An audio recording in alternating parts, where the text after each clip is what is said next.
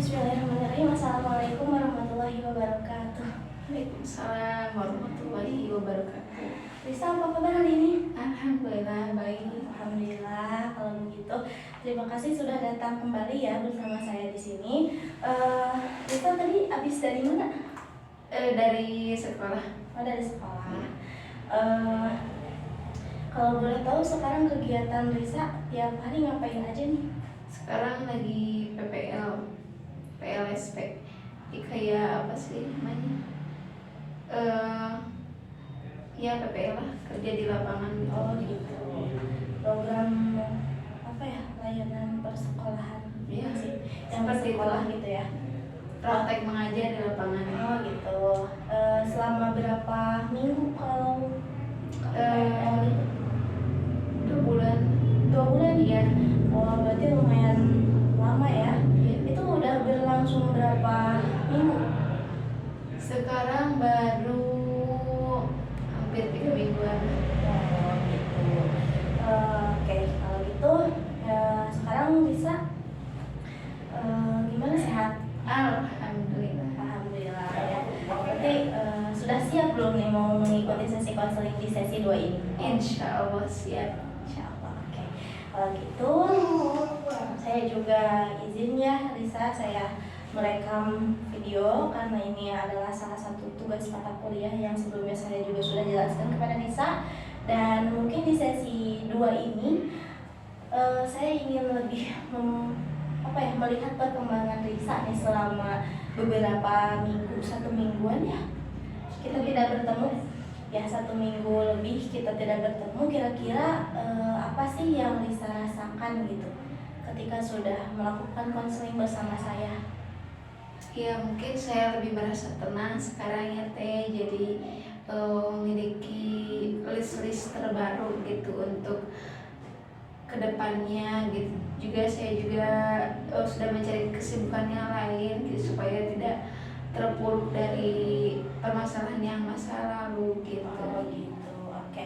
Nah kalau boleh tahu kan kemarin tuh Teteh sempat ngasih ini ya PR ya, Habul. Nah PR-nya itu kan terkait ketika Risa sedang berada di situasi yang baru atau menurut Risa itu sangat shock untuk dilalui.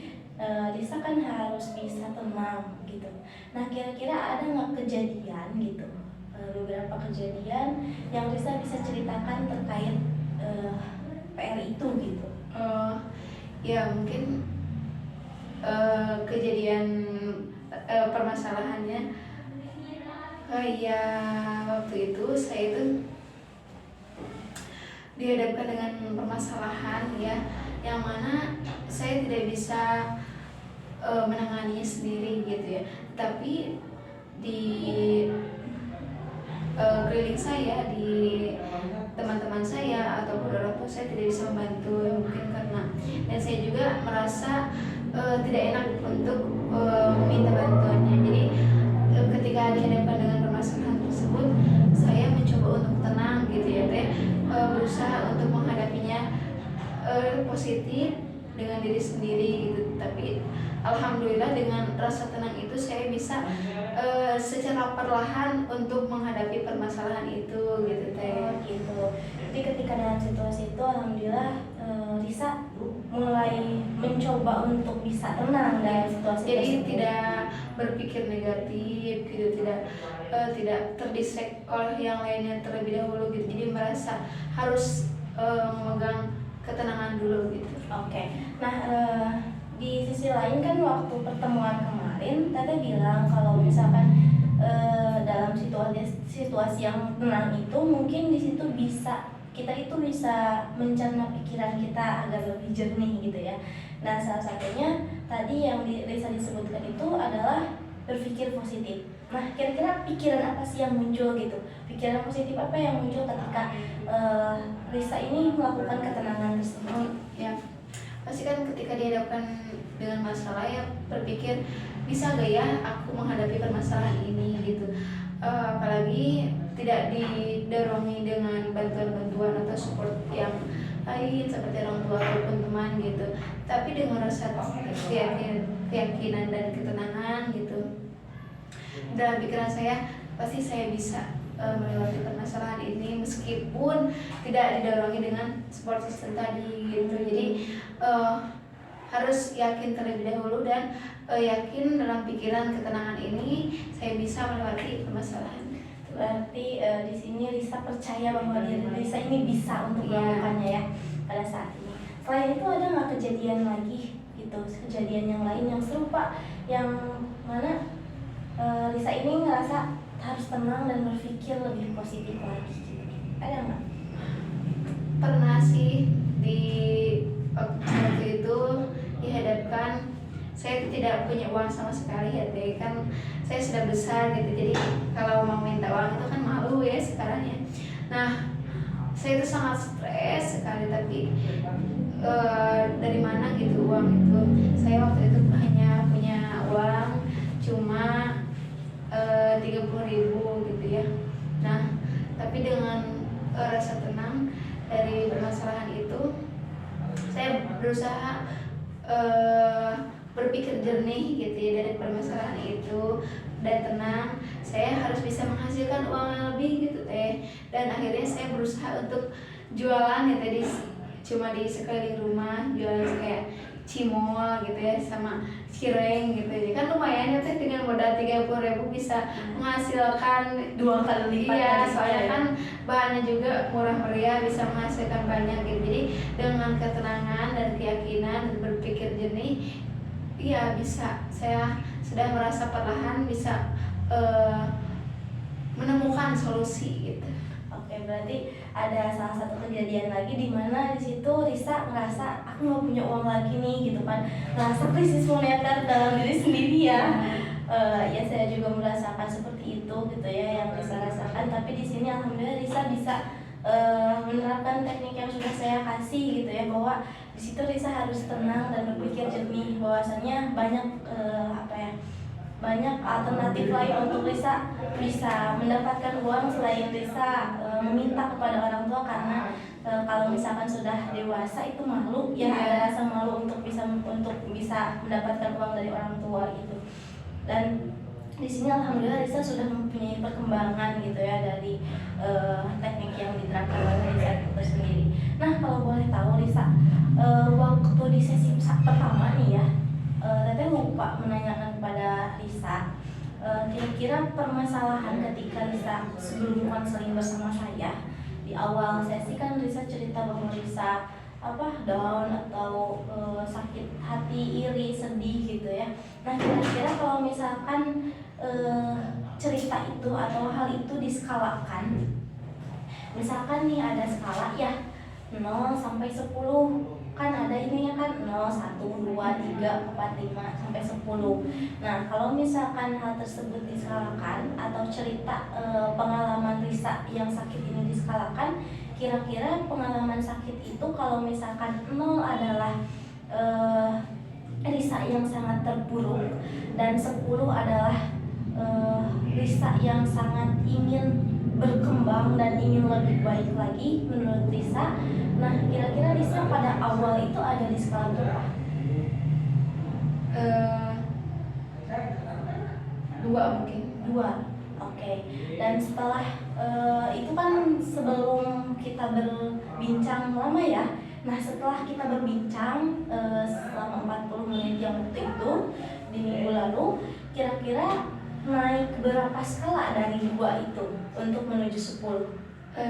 Mungkin sekarang menjadi 8 ya, alhamdulillah sedikit ada perkembangan dan ketenangan di dalam hati. Oke, 8. Keinginan Risa sekarang di sesi yang kedua ini, Risa ingin ada di skala berapa?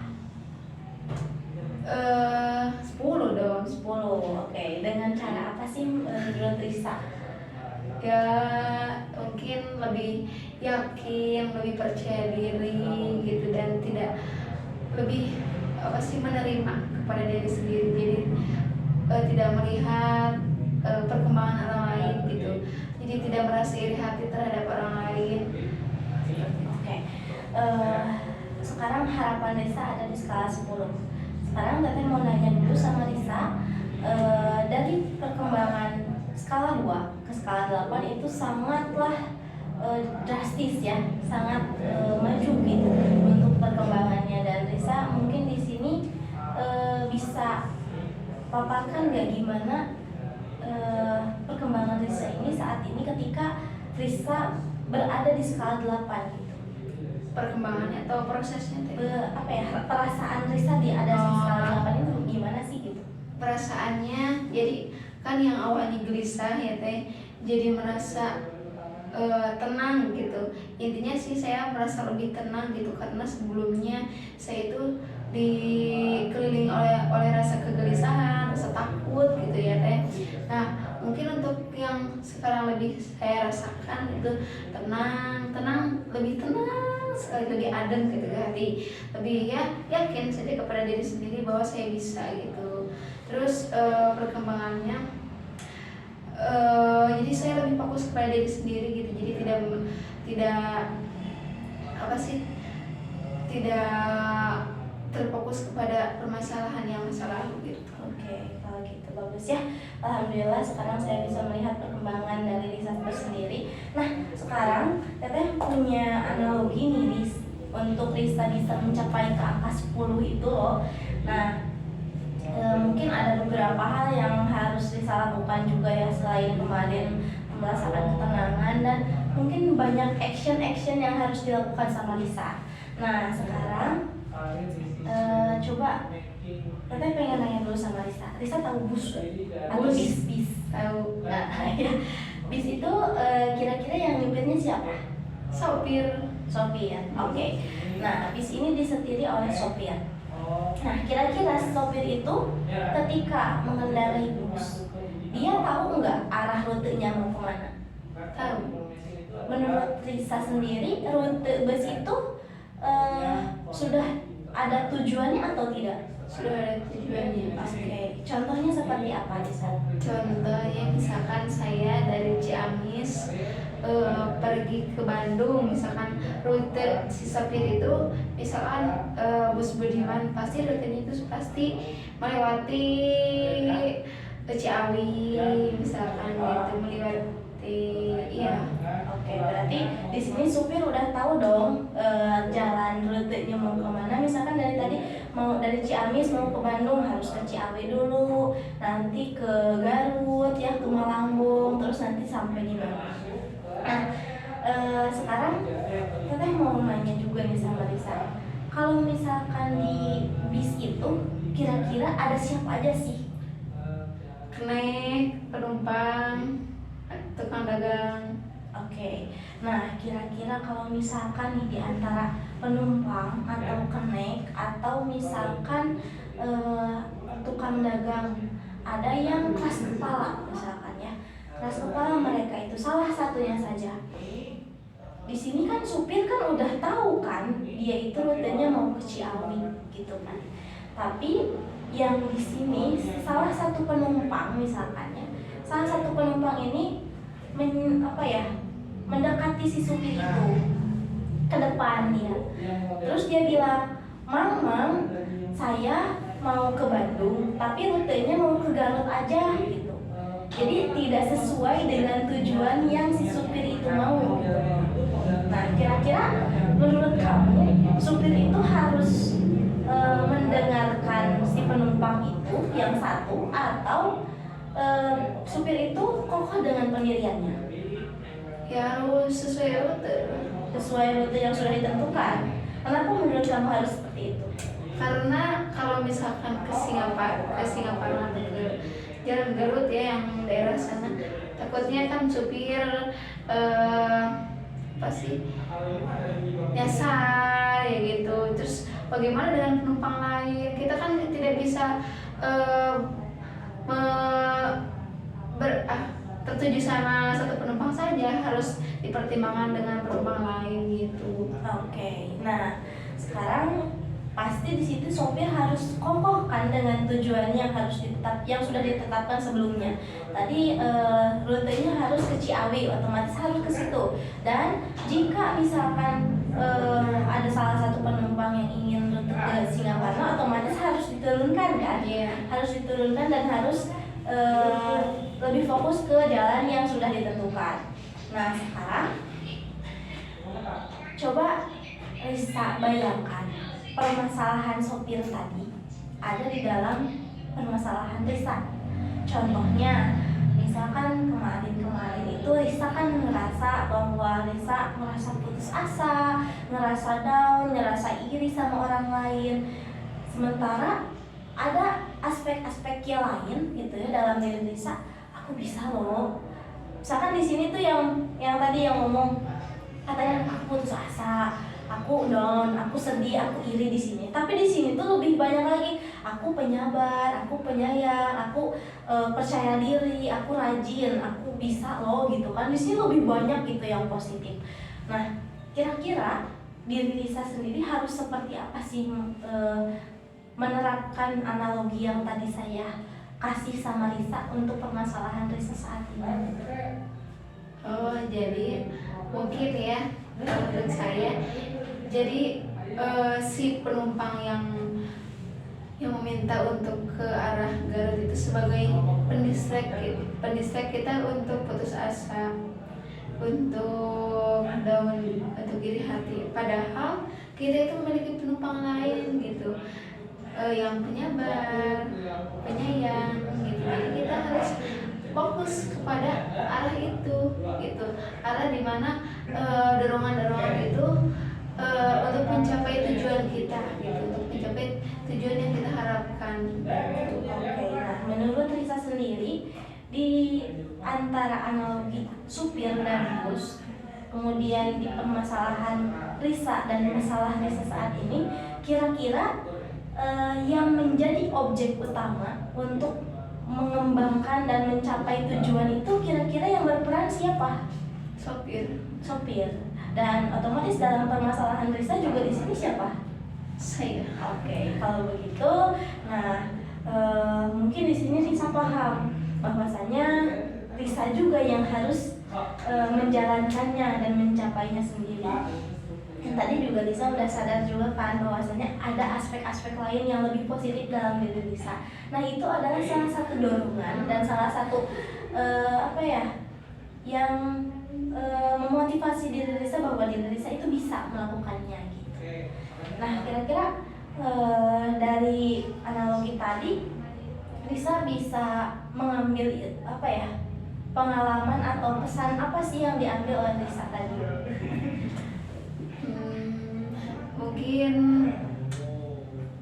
kita harus fokus dengan tujuan apa yang kita harapkan dan jangan terfokus dengan kelemahan kita gitu, dengan iri hati atau mungkin permasalahan yang lalu gitu. Jadi kita harus melihat ke depan, kita harus melihat dorongan-dorongan pada positif pada diri kita gitu, aspek positif pada diri kita. Pasti kan kita juga memiliki aspek positifnya gitu. Jadi kita harus terfokus pada yang positifnya, jangan ke yang negatifnya. Jadi kita insya Allah pasti akan mencapai tujuan itu. Oke, nah Risa alhamdulillah sudah bisa menangkap pesan moral dari analogi tadi ya. Nah kira-kira yang Risa harapkan untuk Risa kedepannya mencapai tadi skala 8 menjadi skala 10 itu seperti apa sih bayangan Risa? Ya, jadi merasa tidak terfokus dengan omongan orang, lebih percaya diri, lebih sekarang mau lebih mengembangkan diri gitu daripada mendengarkan omongan-omongan orang lain gitu. Jadi yang membuat saya terpuruk gitu, jadi tidak ingin berkembang. Jadi sekarang saya ingin lebih mengembangkan diri gitu, lebih percaya, lebih mencapai goals saya gitu. Jadi tidak melihat ke belakang dari omongan-omongan yang lain gitu. Oke, kalau gitu sebelumnya saya ingin nanya dulu sama Risa, kira-kira goals apa sih yang dibayangkan oleh Risa sekarang ini gitu untuk kedepannya? Risa itu itu bisa apa? Bisa menjadi wanita independen. Wih, hebat banget tuh. Menurut Risa wanita independen itu seperti apa sih gitu? Ya bisa mencapai banyak uang gitu. Jadi tidak apa sih berharap atau bergantung kepada orang lain gitu ya. Jadi wanita itu juga harus memiliki harapan dan cita-cita gitu. Seperti itu. Oke, bagus deh kalau gitu ya. Nah, Risa sebelum Teteh mengakhiri sesi dengan Risa ya. Nah, di sini Teteh bakal ngasih apa ya? PR gitu buat Risa. Nah, PR-nya itu berbentuk gratitude journal. Di mana gratitude journal ini bisa Risa lihat ya di sini. Gratitude journal ini adalah tabel yang berisikan tentang perkembangan Risa gitu ya untuk kedepannya. Nah, di sini nanti Risa nulis aja. Di sini ada nama ya, nama klien. Nah, ditulis aja Risa Khairunisa misalkan gitu ya. Terus juga di sini juga ada nomor, misalkan Risa tinggal tulis aja nomor 1 gitu ya. Itu adalah ke-1 gitu ya. Kali ke-1. Iya, kali ke-1 Risa melakukan hal-hal ini gitu. Terus hari tanggalnya misalkan sekarang hari Jumat tanggal 9 Juni 2023 misalkan gitu ya. Terus juga di sini hal positif apa sih yang terjadi gitu ya. Kira-kira di hari ini ada nggak hal positif yang terjadi sama Risa? Hal positif bisa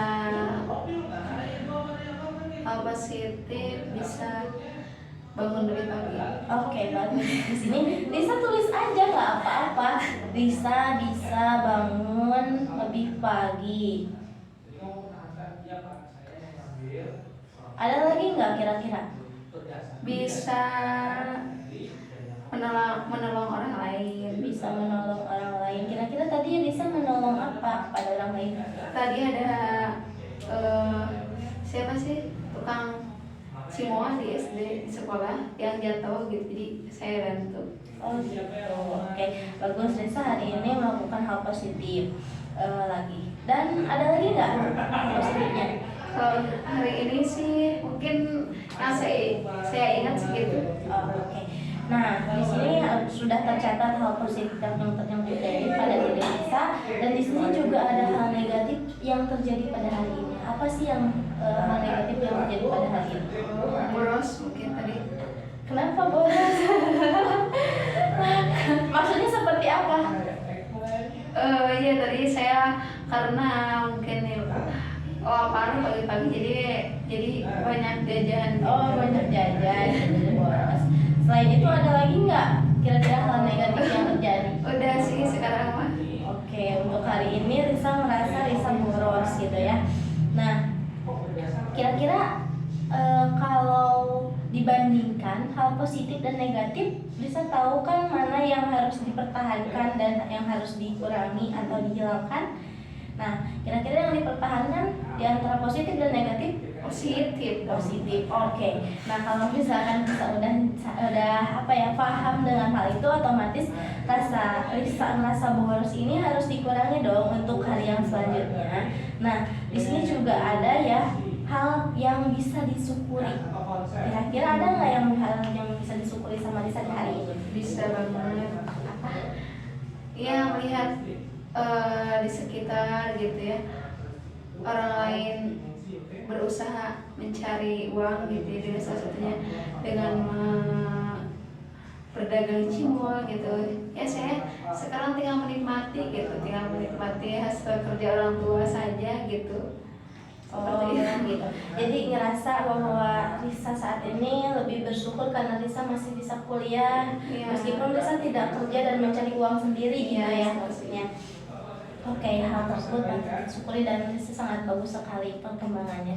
Nah, di sini juga ada perasaan di hari ini. Menurut Risa gimana sih perasaannya? Semangat. Selain itu? Semangat. Mungkin tadi awal pagi-pagi karena saya lupa naruh sepatu, jadi merasa sedikit rungsing gitu. Sekarang tidak apa-apa. Tapi sekarang udah lebih membaik lagi. Iya dong. Sepatunya udah ketemu. Iya. Oke, kalau gitu. Oh, udah ketemu, alhamdulillah ya. Nah, Risa sampai sini, Risa ngerti nggak cara ngisi tabel-tabel ini? Iya.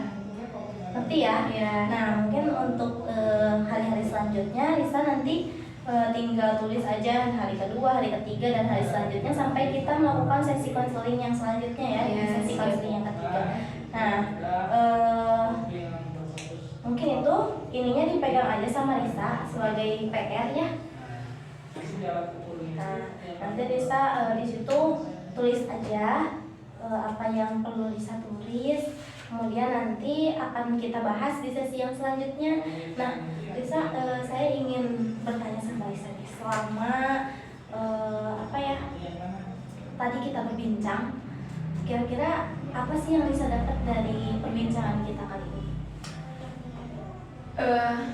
Dari konseling sesi sekarang mungkin saya mendapatkan analogi gitu ya, jadi saya lebih berpikir secara logika, oh iya saya itu bisa menjalani gitu ya, harus fokus ke depan, jangan melihat kekurangan-kekurangan saya, jadi tidak boleh terfokus oleh kekurangan-kekurangan saya. Toh saya juga kan pasti setiap orang memiliki kelebihan, jadi kita harus lebih terfokus pada kelebihan kita harus lebih mengembangkan kelebihan kita itu, jadi kita bisa mencapai tujuan yang ingin kita capai. Oke, bagus banget Risa. Saat ini Risa udah paham ya, dari tadi kita berbincang lama, mungkin ini agak memusingkan untuk Risa, saya ngasih analogi atau apa gitu, terus bahasanya juga agak sulit dipahami mungkin ya, tapi alhamdulillah saat ini Risa paham dengan apa yang saya katakan, dan Risa,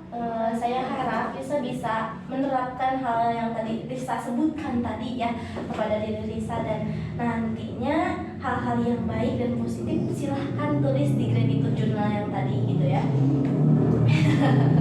Oke, kalau gitu mungkin sudah cukup untuk melihat Risa saat ini. Nah, kalau misalkan diskalakan tadi 8 kemudian menuju 10, yang Risa di sini belum melakukan apa-apa ya. Risa baru sadar gitu, baru sadar bahwasanya Risa menjadi objek utama di pengalaman dan kehidupan Risa sendiri gitu. Nah, kira-kira skala berapa Risa sekarang setelah melakukan sesi konseling yang kedua ini? 9,5 mungkin ya. 9,5. Oke. 9,5. Jadi cuman setengah aja naiknya gitu ketika Risa sudah bisa melakukan. 10 sih, tapi mungkin saya untuk konseling nantinya saya ingin lebih mengembangkan lagi. Enggak, maksud tuh kan kalau misalkan 10 itu Risa udah bisa melakukan ya, udah bisa melakukan semuanya yang Risa harapkan gitu. Nah, sekarang kan belum bisa melakukannya, baru rencana. Nah, kenaikan dari skala 8 ke skala 10 kira-kira berapa sih? Apakah skala 9? Skala 9. 9 ya. Oke, berarti untuk melangkah ke yang lebih baik nanti ada satu lagi angka yang harus bisa lewati untuk bisa mencapai angka 10 ya. Oke. Nanti saya akan tanyakan lagi perkembangan Risa setiap harinya seperti apa di sesi yang selanjutnya, dan mungkin untuk kelanjutan saya berapa sesi lagi atau apa sih yang harus saya lakukan ke depannya. Nah, nanti Teteh lihat dulu di sesi yang selanjutnya gitu. Ada yang mau ditanyakan dulu nggak sama Teteh? Untuk waktu konselingnya kapan nih Teh? Waktu konseling di sesi selanjutnya kira-kira Risa kosongnya kapan? Mungkin saya nanti lewat WA aja ya Teh diskusinya. Karena saya belum bisa menentukan gitu. Oke, kalau bisa seperti itu tidak apa-apa, nanti kita komunikasi lewat WA dan nanti bisa dikoordinasikan kepada saya ya. Kalau gitu terima kasih Risa, barangkali ada kegiatan lain yang mau dilakukan silahkan. Saya sangat berterima kasih sekali. Terima kasih. Wassalamualaikum warahmatullahi wabarakatuh. Waalaikumsalam warahmatullahi wabarakatuh.